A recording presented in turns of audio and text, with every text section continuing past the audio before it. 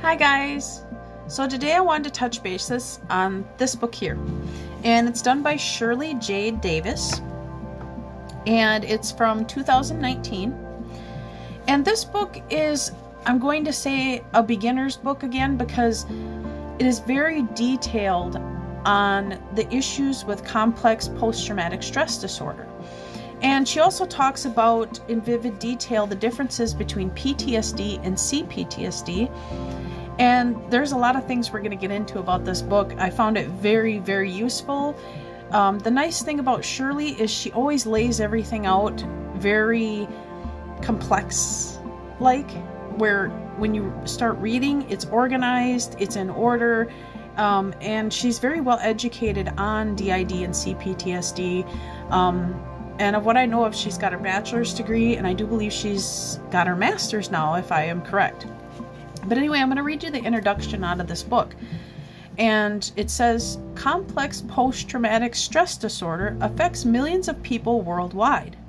Mainly, it is caused by severe and repetitive abuse in childhood, although it can, under the right conditions, form in adults. Because CPTSD is so prevalent and so destructive to people's lives, I felt it was important to put together this book.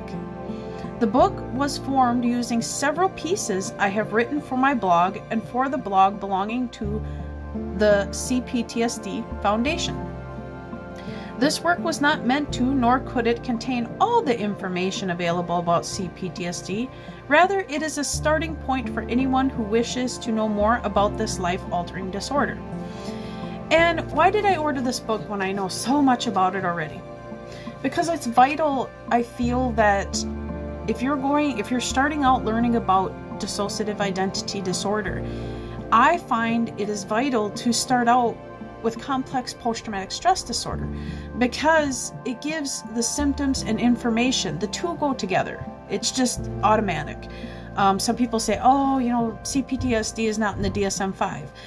Well, it's going to be in the DSM-6, I'm pretty sure of it, because basically it's already in all the forums. The APA has already acknowledged CPTSD, so why people argue about it is beyond me. Basically, the main difference between the two is PTSD is a few traumatic events around the same time period, where complex post-traumatic stress disorder is constant. It's over a lifespan of a childhood through your teen years, things like that. So let's get into more about this book. Now, in this book, you also will find that Shirley puts in great detail from beginning to end about what is child abuse and what is sexual abuse and emotional abuse and child neglect and the history of PTSD and CPTSD. And what I like about it is she gives the research and vivid details of what that is, because some people they get that mixed up and they just don't know how to explain it. The other thing I loved in this book, and I want to read this section because it's vital, she talks about emotional flashbacks and the brain. And it states here, chronic exposure to abuse in childhood often leads to the development of complex post-traumatic stress disorder, leaving the victims, now adults, reliving the abuse over again later in life in the form of emotional flashbacks. The original traumatic events harmed the brain's ability to calm down from a potential or perceived danger recognized by an overactive amygdala. Okay.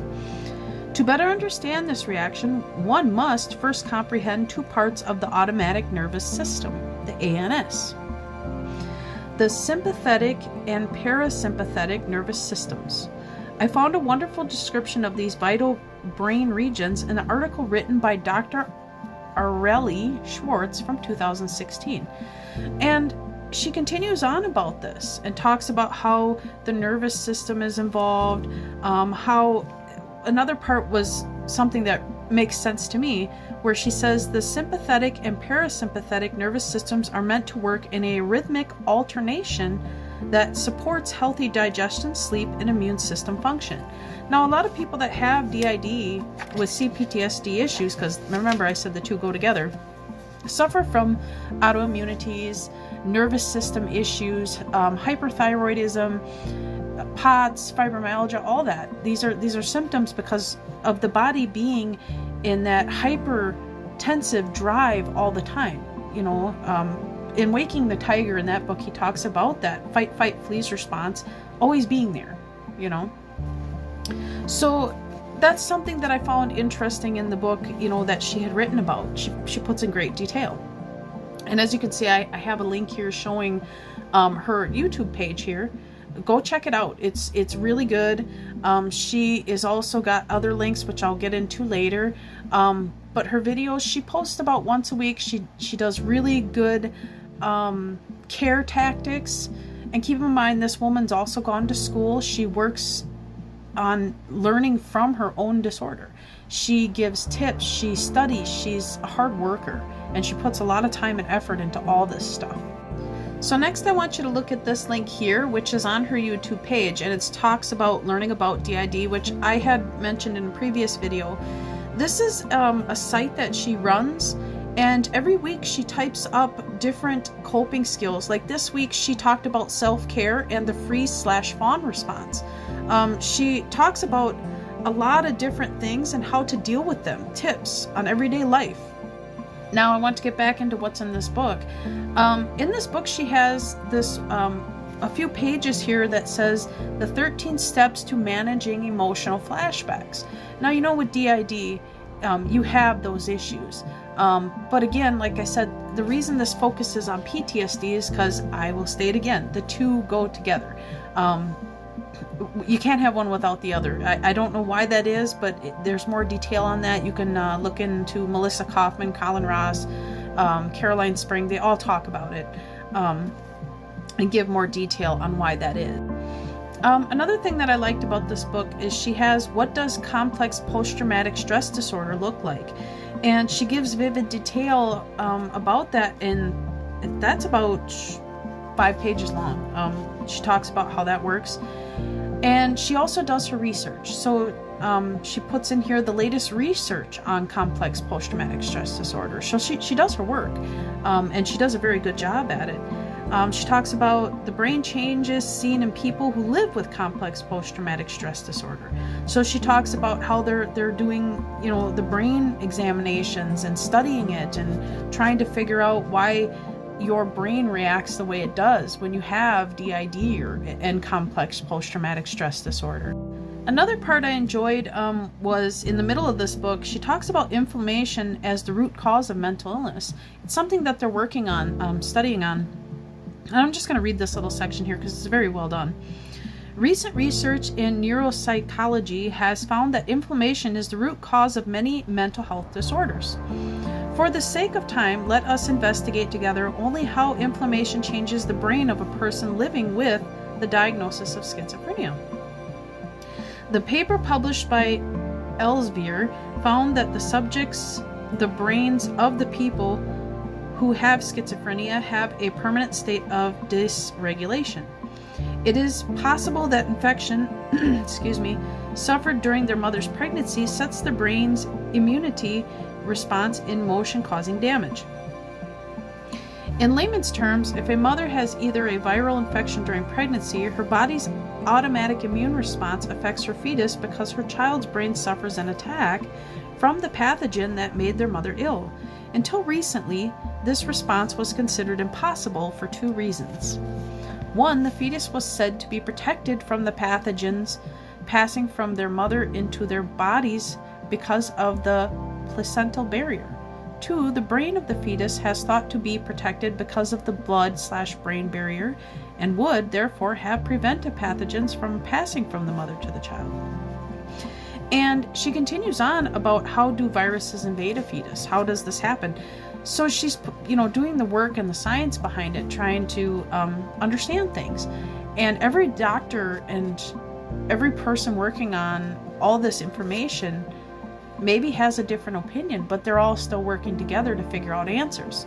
And that's what we do. That's what a lot of the people like Shirley Davis, me, the doctors, other people that I know that are studying it, they're trying to find answers. And there's times where I have like live chats with some of these people, And we get in really deep discussion where some people believe in certain things and some people don't.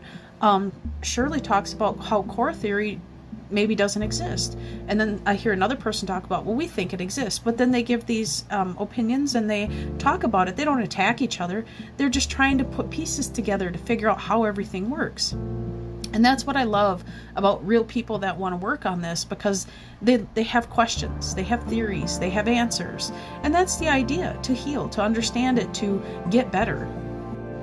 So another thing Shirley talks about is methods of different types of therapies that helped her and can help others. And one was talk therapy, CBT, DBT, sand tray and sandbox therapy, which I've never heard of. Shirley, thank you. That I'm curious about that one now. Drama therapy, and then she gets into other things like multiple sclerosis and mental illness and how are they connected, etc.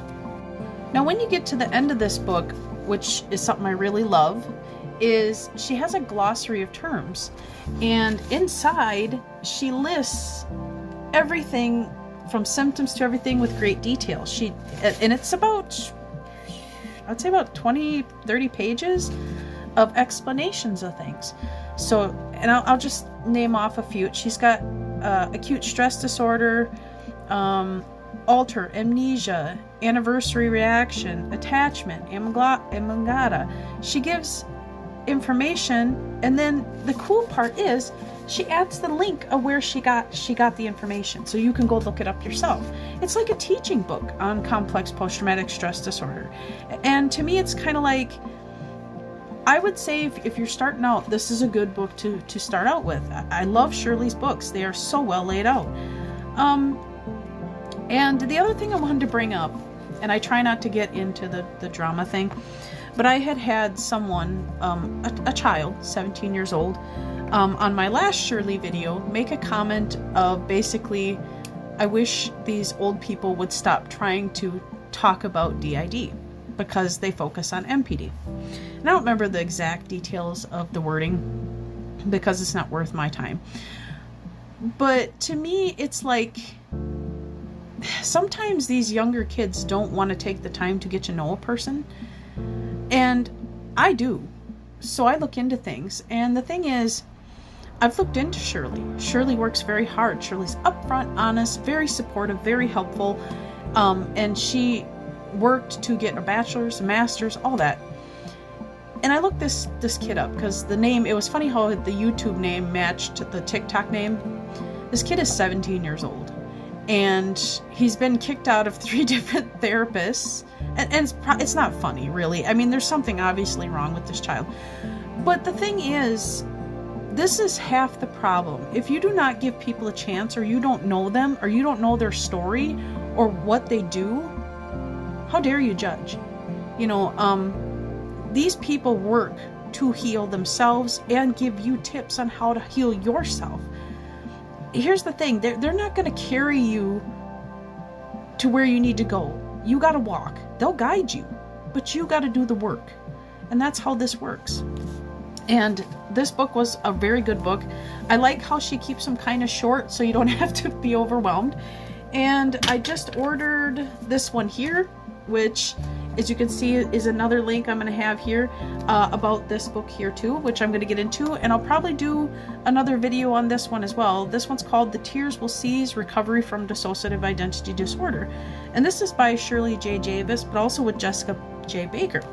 So, like I said, her work is vital. I'm hoping someday maybe to connect with her maybe a little better. I would love to talk more on DID theories, understanding it more, what's going on, you know, as far as new works, things like that. So, but that's all I have today, guys. Loves. Bye.